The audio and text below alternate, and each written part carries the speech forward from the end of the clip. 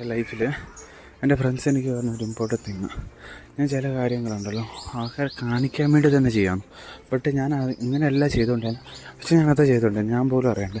ഇപ്പോൾ എക്സാമ്പിൾ പറയുകയാണെങ്കിൽ, ഞാൻ എല്ലാ ദിവസവും രാവിലെ പോകാൻ നേരത്തെ ബൈബിൾ വായിക്കുന്ന റൊട്ടീനുണ്ട്. ഇറ്റ് മീൻസ് ഓക്കെ, എല്ലാ ക്ലാസ്സും ഓരോരോ റിലീജിയൻ അനുസരിച്ച് എല്ലാവർക്കും എന്തെങ്കിലും കാണും, ഓക്കെ. ബട്ട് ഇതങ്ങനെയല്ല. ബട്ട് ഞാനതൊരു ദിവസം പോകുന്ന എന്തോ, ഞാൻ കോൺസെൻട്രേഷൻ കുറിച്ച് എന്നാന്ന് വരെ നോക്കുന്നില്ല, എന്തോ 2 ലൈൻ തിരിച്ചു വെച്ച് എനിക്ക് തന്നെ അറിഞ്ഞുകൂടാ. അങ്ങനെ ഒരു സംഭവം എൻ്റെ ലൈഫിൽ അമ്മമാർ ചോദിച്ചപ്പോഴാണ് എനിക്ക് മനസ്സിലായത്, നീ പേരിന് വേണ്ടി ചെയ്യേണ്ട, ചെയ്യുകയാണെങ്കിൽ എൻ്റെ മനസ്സിട്ട് ചെയ്യും. അതുപോലെയാണ് നമ്മുടെ ലൈഫിൽ നമ്മുടെ ഡ്രീംസിന് ചെയ്യുന്നതാവാം, എന്തെങ്കിലും ഒരു കാര്യം ചെയ്യുന്നതാവാം. 10 പേരെ കാണിക്കാൻ വേണ്ടിയാവാം, അല്ലെങ്കിൽ വേറെ ഒരാളെ കാണിക്കാനാവാം.